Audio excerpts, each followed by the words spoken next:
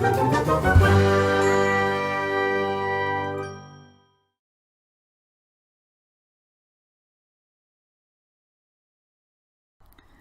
everyone, I decided to give Moonglow by Daniel Smith another shot. I've been practicing a lot lately with it as I'm getting more familiar with it. So this time I painted a crow, and it's a smaller format. It's an ACO, which is 2.5 by 3.5 inches. It's like a trading card basically. And I used a lavender color that came in the set because I wanted my highlights to be blue. But you'll see later on that it was kind of a waste of time just because I ended up covering it all up with the Moonglow.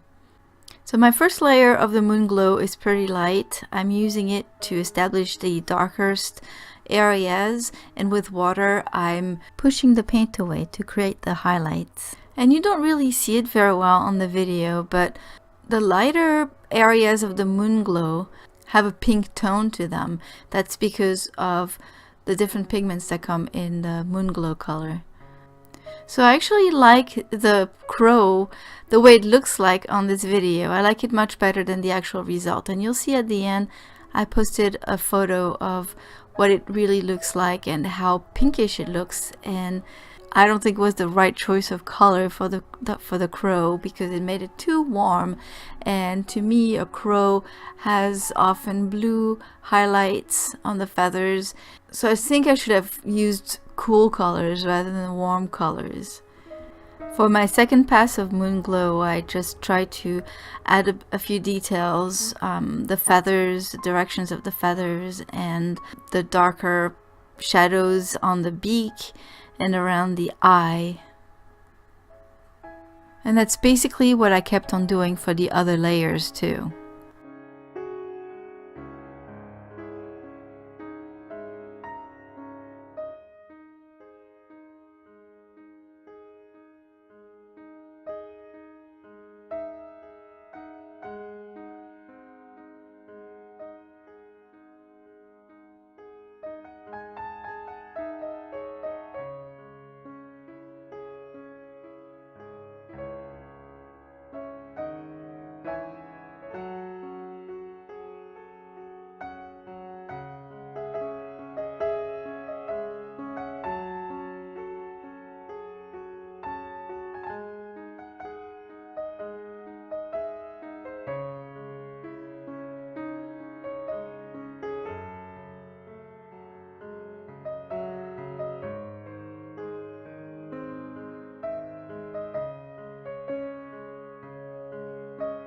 When most of the crow was mostly established, I started working on the background.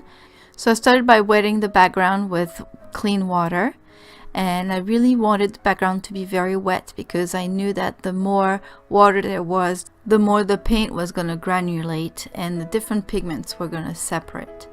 And it did happen, and it looked very pretty. But again, that pink undertone was not really what I wanted. So I have yet to find something that I would like to use this Moonglow with. So far the skies that I used this for didn't really quite look the right way.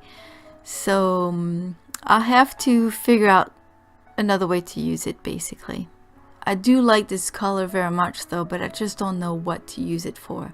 I'm probably going to try to use it for shadows. Maybe if I do some urban sketching, like shadows on buildings or streets or something, that might work. I'll see. I'm sure there is a way to do it. How do you use yours? So that's it for today. Hope you like this little guy.